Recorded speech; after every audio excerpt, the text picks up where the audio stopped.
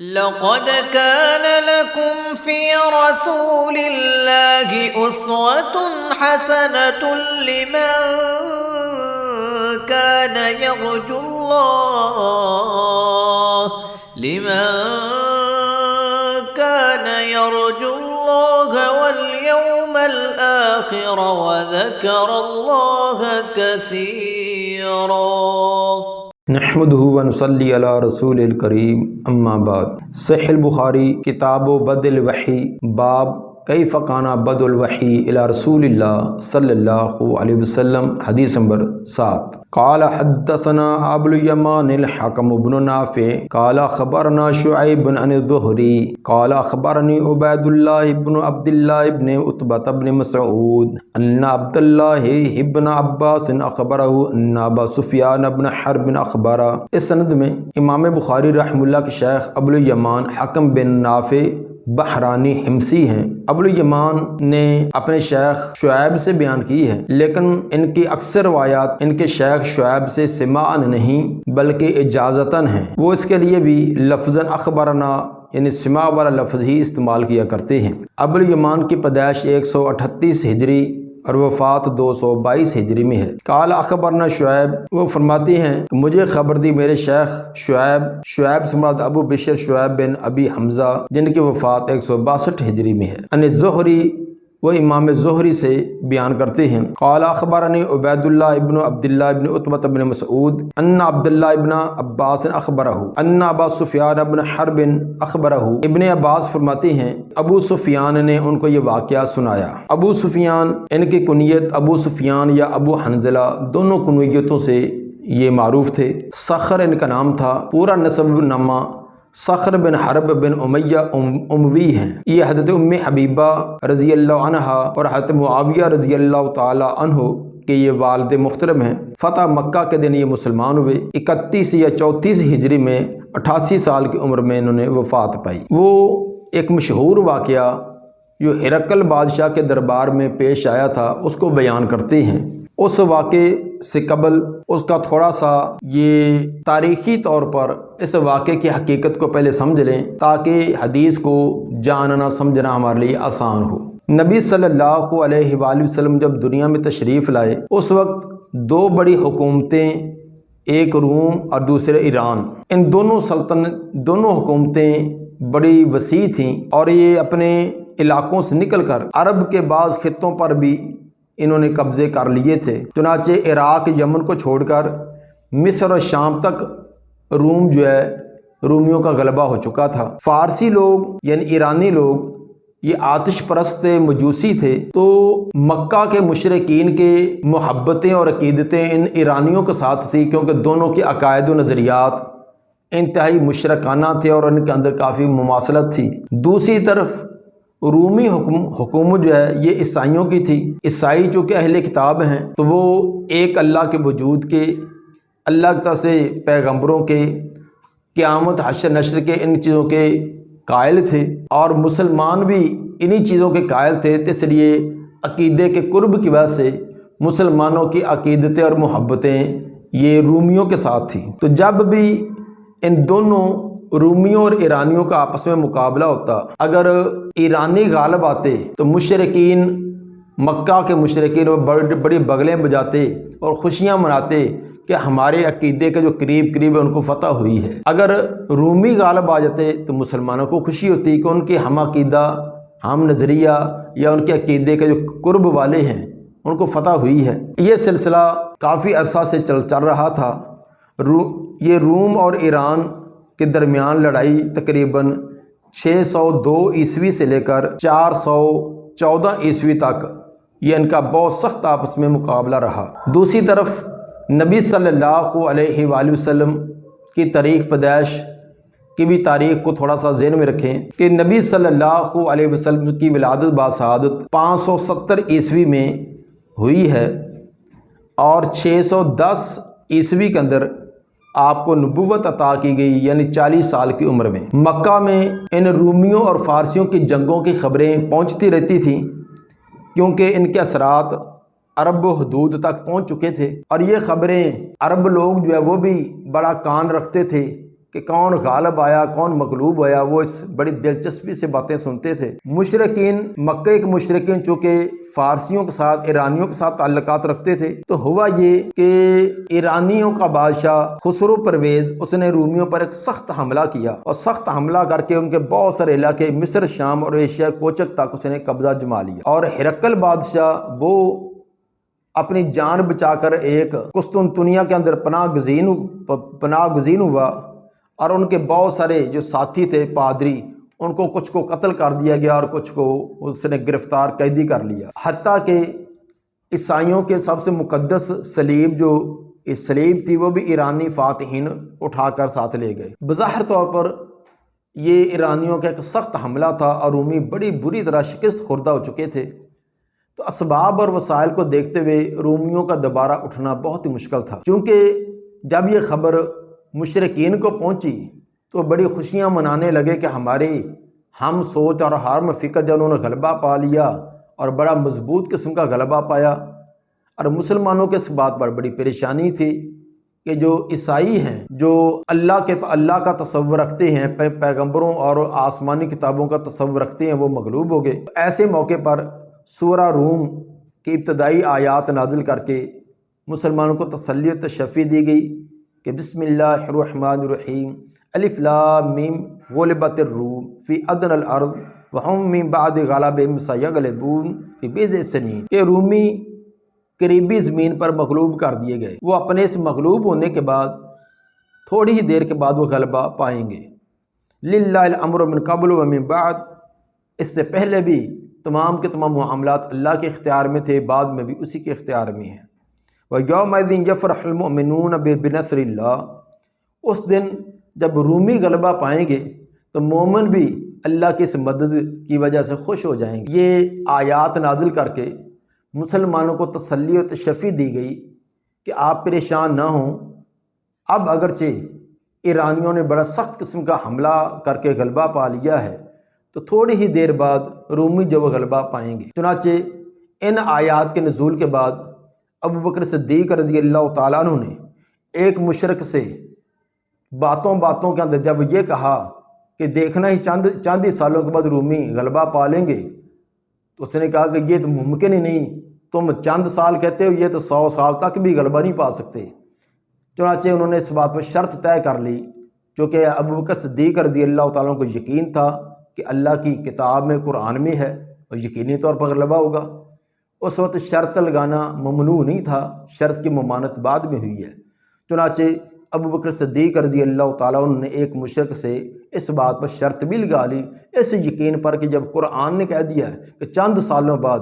رومی غلبہ پائیں گے تو یہ یقیناً غلبہ ہوگا۔ اس کے بعد جنگوں کا سلسلہ جاری رہا، تو کچھ ہی عرصے بعد واقعی رومیوں نے سخت قسم کا حملہ کر کے ایرانیوں پر غلبہ پایا اور ان کی اینٹ سے اینٹ بجا دی، اور یہ اس وقت ہوا جب جنگ بدر 2 ہجری کے اندر بدر ہوئی ہے، تو مسلمان جنگ بدر کے اندر بہت کامیابی اللہ نے عطا کی تھی، تو ادھر تو جنگ بدر کی خوشی کی وجہ سے مسلمان خوشیاں منا رہے تھے، تو ادھر سے دوسری یہ خوشخبری بھی پہنچ گئی کہ رومیوں نے بھی غلبہ پا لیا ہے۔ یعنی ایک ہی وقت کے اندر مسلمانوں کو 2 عظیم خوشیاں حاصل ہوئی ہیں۔ چنانچہ اس کے بعد مسلمانوں کا اور مکہ کے مشرکین کا آپس کے اندر مقابلہ جاری رہا۔ 6 ہجری کے اندر صلح حدیبیہ ہوئی ہے، تو صلح حدیبیہ کے اندر آپس میں طے ہوا تھا کہ 10 سال تک کوئی فریق ایک دوسرے پر کوئی حملہ نہیں کرے گا، ہر ایک اپنی جگہ آزاد، وہ جیسے چاہیں اپنے نظریات پر، اپنے عقائد پر عمل کرے۔ چنانچہ جب مکہ والوں کے ساتھ یہ صلح ہو چکی تھی تو نبی صلی اللہ علیہ وآلہ وسلم کو تبلیغ کرنے کے اور زیادہ مواقع ملے، تو آپ نے خطوط کے ذریعے اور جتنے بھی دعوت و تبلیغ کے اسباب اور وسائل تھے ان کو استعمال کیا، اور ان وسائل میں سے ایک خطوط بھی تھے۔ چنانچہ آپ نے یہ 7 ہجری کے اندر دحیہ کلبی رضی اللہ تعالیٰ عنہ کو خط دے کر ہرقل بادشاہ کی طرف روانہ کیا۔ چنانچہ جب دحیہ رضی اللہ تعالیٰ عنہ خط لے کر ہرقل کی طرف روانہ ہوئے ہیں، ادھر سے ہرقل بادشاہ، اس نے چونکہ نظر مانی تھی اگر اللہ نے ہمیں غلبہ دے دیا، اگر اللہ نے ہمیں ایرانیوں پر غلبہ دے دیا، تو میں ہمس سے پیدل چل کر ایلیا یعنی بیت المقدس تک پیدل چل کر جاؤں گا۔ اور یہ چونکہ اب فتح ہو چکی تھی، ان کو رومیوں کو فتح ہو چکی تھی، وہ اپنی نظر پوری کرنے کے لیے اب وہ چل کر یہ بیت المقدس تک پہنچا ہوا تھا۔ جب دحیہ کلبی رضی اللہ عنہ خط لے کر آپ کا وہاں پہنچے ہیں تو پتہ چلا، جب بصرہ میں پہنچے تو بصرہ والوں نے بتلایا کہ ہمارے بادشاہ سلامت وہ ایلیا بیت المقدس پہنچے ہوئے ہیں۔ چنانچہ حضرت دحیہ جو ہے وہاں سے یہ بیت المقدس میں ان سے ملاقات کے لیے اور نبی کا خط دینے کے لیے پہنچے، تو وہاں ان سے یہ تمام ملاقات ہوئی، اور ملاقات کے بعد جو واقعہ ہے وہ ابو سفیان کی زبانی سنیں۔ ابو سفیان بن حرب اخبرہ، انہوں نے عبداللہ بن عباس کو یہ خبر دی، ان کو یہ واقعہ سنایا کہ ان ہرقل ارسل الیہ فی رکب من قریش، بے شک ہرقل نے بھیجا ان کی طرف پیغام ایک قافلے کے اندر قریشیوں کی ایک جماعت کے اندر ان کو پیغام بھیجا کہ آپ میرے پاس پہنچے۔ ہرقل یہ روم کا جو بادشاہ تھا اس کا نام تھا اور لقب اس کا قیصر تھا۔ تو یہ ہر علاقے والوں کے اپنے اپنے جو حکمران ہوتے تھے ان کا خاص انہوں نے نام رکھا تھا، جو بھی اس عہدے پر آتے وہ ان کا یہ لقب ہوتا تھا۔ جس طرح کہ رومیوں کا جب بادشاح حکمران ہوتا اس کو قیصر، اور جو فارسیوں کا ایرانیوں کا ہوتا تھا اس کو کسریٰ کہا جاتا تھا، اور جو ترکی کا بادشاہ تھا اس کا لقب انہوں نے خاقان، اور جو حبشہ کا آتا تھا اس کو نجاشی کہتے تھے۔ جس طرح کہ قبط کا جو بادشاہ ہوتا تھا اس کو فرعون، اور مصر کا جو بادشاہ ہوتا تھا اس کو عزیز کہتے تھے۔ ہمی اور یمن ان علاقوں کے بادشاہ کو تبا، اور یونان کا بطلیموس، اور بربر کا جالوت، اور صائبہ قوم ان کے بادشاہ کو نمرود کہتے تھے۔ یہ اپنے اپنے علاقے اور قوموں نے اپنے بادشاہوں کے خاص القاب رکھے ہوئے تھے، بے عین جیسے ہمارے صدر، وزیر اعظم، وزیر اعلیٰ، یہ کچھ شخصیات کے نام نہیں بلکہ ایک عہدہ ہے، جو بھی اس عہدے پر جاتا ہے اس کو صدر کہا جائے گا، اس کو وزیر اعظم، وزیر اعلیٰ کہا جائے گا۔ بہرحال ہرقل جو ہے یہ اس کا نام ہے۔ تو اس ہرقل نے پیغام بھیجا ان کی طرف فی رکب من قریش، اور یہ قریش کے ایک قافلے میں تھے۔ رکب کا معنی یعنی 10 سے لے کر 40 افراد تک جو مشتمل ہو، لیکن اصل کے اندر یہ واقعی 30 تھے، اور بعض روایات کے اندر 20 کی تعداد بھی آئی ہے۔ یہ کس لیے گئے تھے؟ یہ قریش کے لوگ ابو سفیان کی قیادت میں کس لیے وہاں گئے تھے؟ وکانوا تجارا بالشام، اور یہ تجارت کرنے کے لیے گئے تھے شام میں۔ فی المدت التی کان رسول اللہ صلی اللہ علیہ وسلم معاد فیہا ابا سفیان و کفار قریش، اور یہ تجارت کے لیے شام میں گئے تھے اس مدت کے دوران جو مدت طے کی تھی رسول اللہ صلی اللہ علیہ وسلم نے ابو سفیان سے اور دیگر قریشی کافروں سے۔ فَأَتَوْهُ، چنانچہ یہ ابو سفیان اس کے پاس یعنی ہرقل کے پاس پہنچا، وہم بِإِیلِیا، اس حال میں کو ایلیا یعنی بیت المقدس کے اندر وہ تھا۔ فَدَعَاهُمْ فِي مَجْلِسِهِ، چنانچہ ہرقل نے ان تمام قریشی تاجروں کو اپنے پاس بلایا اپنی مجلس میں۔ وَحَوْلَهُ عُظَمَاءُ الروم، اس حال میں کہ رومی سردار بھی اس کے ارد گرد بیٹھے ہوئے تھے، جو اس کی باقی کابینہ کے افراد تھے، رؤساء تھے، وہ بھی اس کے ارد گرد تھے جب یہ وہاں پہنچے۔ ثم دعاهم ودعا بترجمانہ، پھر ہرقل نے ان قریشی کافرے والوں کو بلایا اور ایک ترجمان بلایا۔ فقال ایکم اقرب نسبا بہذا الرجل، ہرقل نے پوچھا تم میں سے کون ہے جو زیادہ قریب و نسب میں اس آدمی کے الذی یزعم انہ نبی، جس نے یہ دعویٰ کیا ہے کہ وہ نبی ہے، پیغمبر ہے۔ ان تمام قریشی تاجروں سے پوچھا کہ تم میں سے اس آدمی کے نسب میں زیادہ قریب کون ہے جو نبوت کا دعویٰ کرتا ہے۔ یہ اس لیے پوچھا تاکہ وہ اس کے بچپن کو، ان کے لڑکپن کو، اس کے خاندان برادری کو زیادہ جاننے والا ہوگا اور مجھے ٹھیک ٹھیک معلومات دے سکے گا۔ فقال ابو سفیان فقلت انا اقربهم نسبا، ابو سفیان کہتے ہیں کہ میں نے کہا کہ میں ان سے سب سے زیادہ قریب و نسب میں، موجودہ جتنے بھی لوگ قافلے والے تھے ان میں سے سب سے زیادہ نبی کے نسب کے اعتبار سے میں قریب ہوں۔ اس لیے کہ 4 واسطوں سے ابو سفیان جو ہے نبی صلی اللہ علیہ وسلم کے آباء و اجداد میں اوپر عبد مناف ان کے ساتھ جا کر نسب میں مل جاتا ہے، اس لیے وہاں جو موجود تھے ان میں سے سب سے زیادہ قریبی نسب کے اعتبار سے ابو سفیان ہی تھا۔ فقال ادنوہ منی وقرب اصحابہ،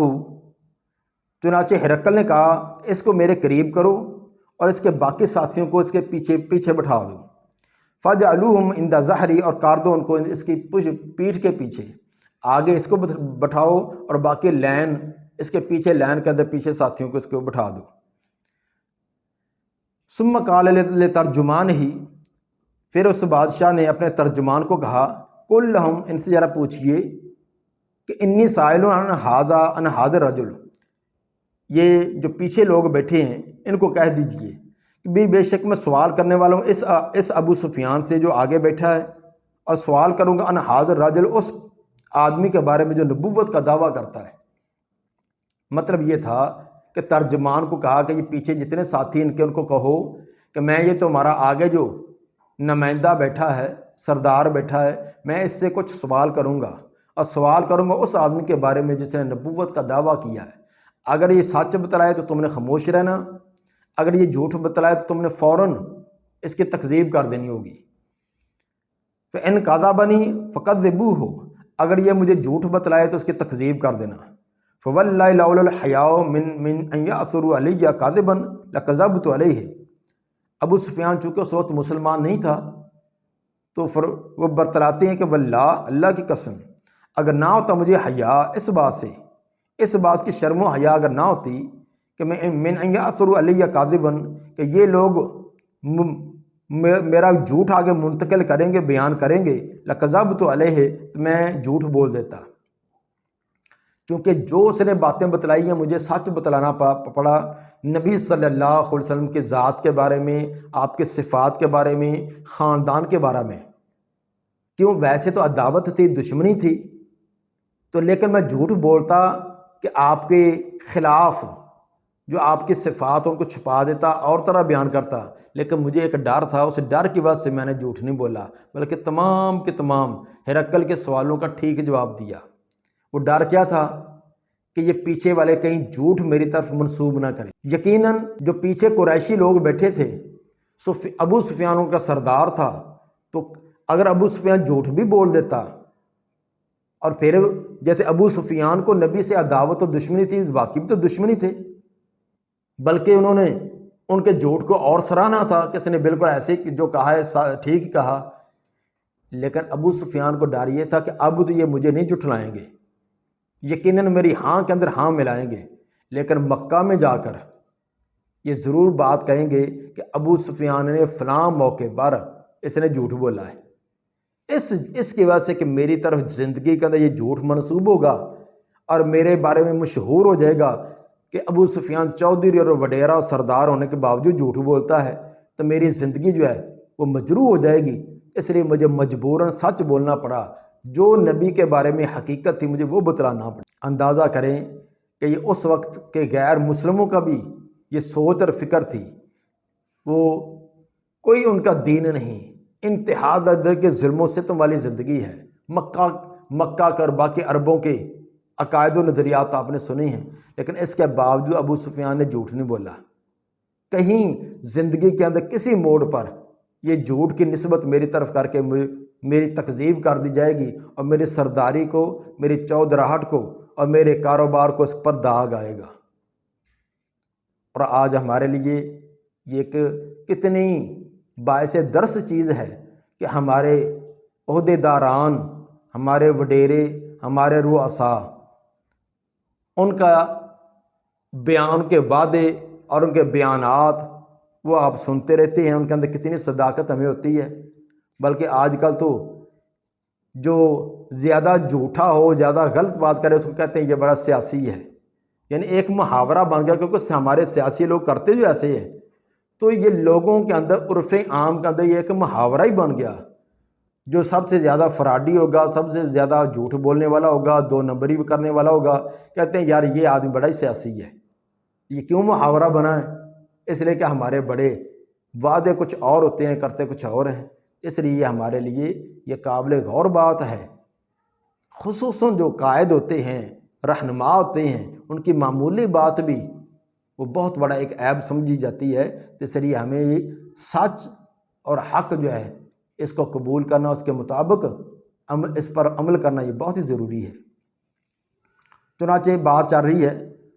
ثم کان اول ما سألنی عنہ، کہ سب سے پہلے جو اس نے سوال کیا تھا نبی کے بارے میں، ان قال، وہ یہ تھا کہ کیف ناسبہ فیکم، اس کا کیسے نسب تمہارے اندر ہے۔ سب سے پہلا سوال یہ تھا کہ جس نے نبوت کا دعویٰ کیا اس کا نسب کیسا ہے۔ قلت ہو فینا ذو نسب،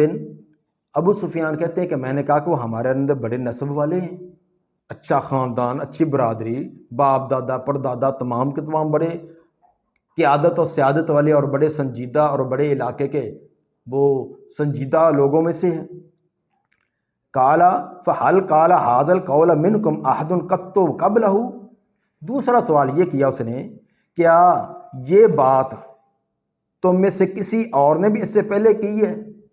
یہ نبوت والا دعویٰ جس طرح اس جو آدمی نے کیا ہے، اس سے پہلے کسی تمہارے خاندان برادری والے نے ایسے کیا ہے؟ قلت لا، میں نے کہا کہ نہیں، آج تک کسی اور نے یہ دعویٰ نہیں کیا۔ قال فہل کان من آبائی مالکن، تیسرا سوال اس کا یہ تھا کہ کیا اس کے آباء و اجداد کے اندر بھی کوئی بادشاہ گزرا ہے، اس کے باپ دادے پردادے میں کوئی بڑا بادشاہ گزرا ہو؟ قلت لا، میں نے کہا کہ نہیں، ایسی بات تو نہیں ہے۔ قال فاشراف الناس یتبعونہ ام ضعفاؤہم، ہرقل نے آگے والا پھر سوال یہ کیا کہ کیا جو صاحب ثروت لوگ ہیں، بڑے جو کھاتے پیتے لوگ ہیں، کیا انہوں نے اس کی پیروی کی ہے یا کمزور لوگوں نے کی ہے؟ اس کے جو متبعین اتباع کرنے والے وہ غریب غربے ہیں یا بڑے چودھری اور وڈیرے ہیں؟ فقلت بل ضعفاؤہم، ابو سفیان کہتے ہیں میں نے کہا کہ بلکہ جو ضعیف لوگ، کمزور لوگ، انہوں نے اس کی پیروی کی ہے۔ آگے والا سوال اس کا یہ تھا، قال ایزیدون ام ینقصون، کیا وہ دن بدن زیادہ ہوتے جا رہے ہیں یا کم ہو رہے ہیں؟ اس کے جو ساتھی ہیں وہ بڑھتے جا رہے ہیں یا کم ہو رہے ہیں؟ قلت بل یزیدون، ابو سفیان نے جواب دیا کہ وہ دن بدن بڑھتے جا رہے ہیں، کمی نہیں ہوتی بلکہ ان کا اضافہ ہوتا جا رہا ہے۔ قال فهل يرتد احد منهم سخطا لدینہ بعد ان يدخل فیہ، اس کے بعد ہرقل کا سوال یہ تھا کہ کیا کہ مرتد ہوا ہے ان میں سے، اس پیغمبر کی اتباع کرنے والوں میں سے کوئی ایک مرتد ہوا ہو، اس کے دین سے ناراض ہونے کی وجہ سے بعد اس کے وہ دین میں داخل ہوا، اس کا دین قبول کرنے کے بعد کوئی دین سے بیزار ہو کر دین کو ناپسند کرتے ہوئے کسی نے چھوڑا ہے آج تک؟ قلت لا، میں نے کہا نہیں، ایسی بات نہیں۔ سخطاً لدینہ، یہ سوال ہرقل کا، ہرقل عامی آدمی نہیں تھا، بادشاہ تھا اور پڑھا لکھا تھا، اور اپنی انجیل اور باقی جو عیسیٰ علیہ السلام کے تعلیمات ان کو اچھی طرح وہ جانتا بھی تھا، تو سوال اس کے کتنے گہرائی والے اور کتنے وہ درست طریقے سے اس نے سوالات کیے۔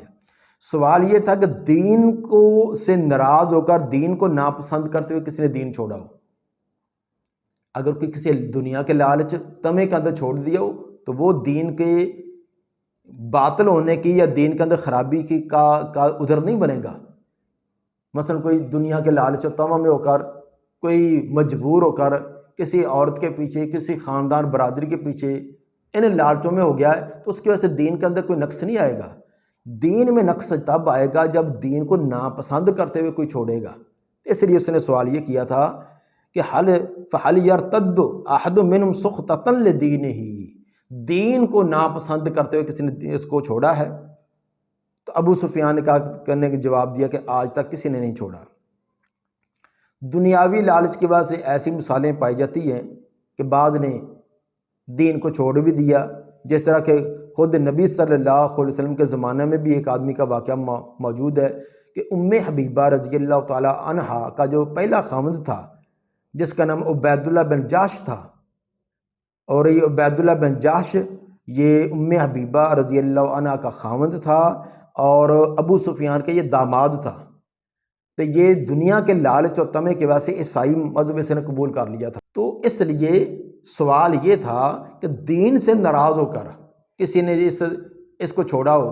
ابو سفیان نے کہا کہ دین کو ناراض ہو کر کے اسے نے نہیں چھوڑا،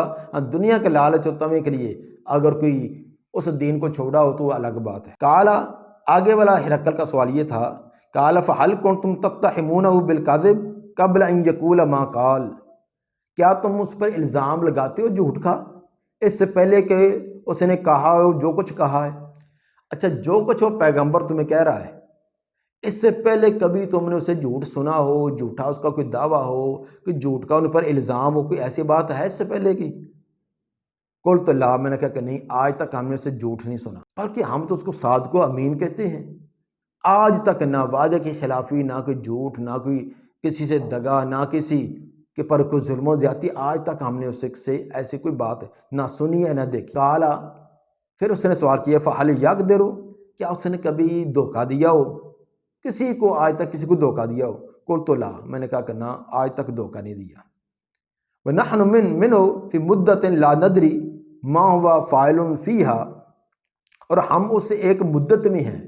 اب ہم نے اس سے ایک مدت طے کی ہے کہ نہ وہ ہم پر حملہ کریں گے نہ ہم اس پر، یعنی صلح حدیبیہ والی مدت ہے جب وہ وہاں طے ہوئی تھی، تو لا ندری، اب ہم نہیں جانتے ما هُوَ فَاعِلٌ فِيهَا، وہ اس مدت کے اندر ہمارے ساتھ کیا کرے گا۔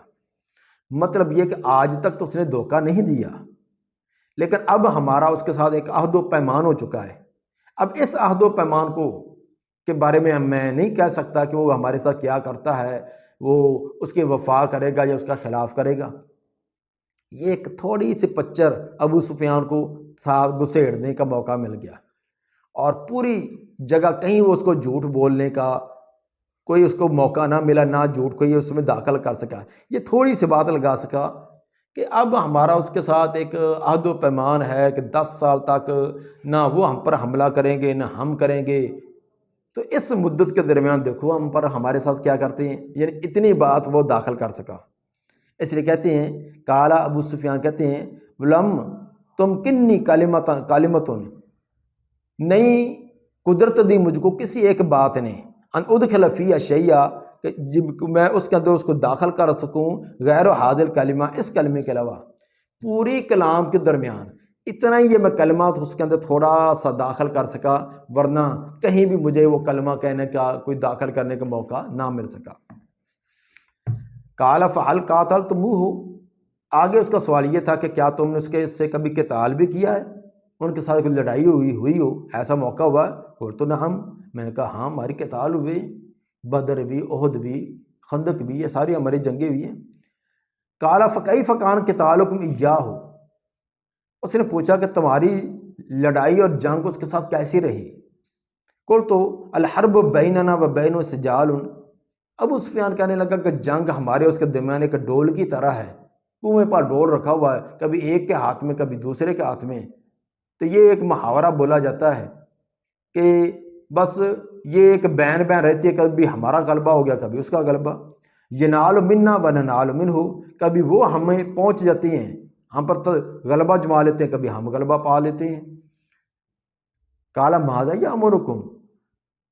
پھر اس نے آخری سوال یہ کیا، ہرقل کا آخری سوال، کہ وہ تمہیں حکم کیا دیتا ہے، کیا تمہیں کہتا ہے؟ قلت، میں نے کہا کہ یقول اعبدوا اللہ وحدہ، میں نے کہا کہ وہ کہتا ہے کہ عبادت کرو ایک اللہ کی، ولا تشرکوا بہ شیئا، اس کے ساتھ کسی کو بھی شریک نہ کرو، واترکوا ما یقول آباؤکم، اور چھوڑ دو جو تمہارے آباء و اجداد کہتے ہیں، باپ دادے کے رسم و رواج طریقوں کو چھوڑ دو، ویأمرنا بالصلاۃ والصدق، اور وہ حکم دیتا ہمیں نماز کا، سچ بولنے کا، والعفاف، پاک دامنی اختیار کرنے کا، والصلہ، اور رشتہ داریوں کو ملانے کا، یہ وہ ہمیں حکم دیتا ہے۔ یہ تھا ابو سفیان نے جو ہرقل کے سوالات کے جوابات دیے۔ آگے پھر ہرقل نے ان سوالات کے جواب سننے پر کیا تجزیہ کیا ہے، وہ تجزیہ آگے بیان کیا جا رہا ہے، تو آئندہ درس کے اندر انشاءاللہ العزیز وہ بیان ہوگا۔ سبحان ربک رب العزت عما یصفون، وسلام علی المرسلین، والحمد للہ رب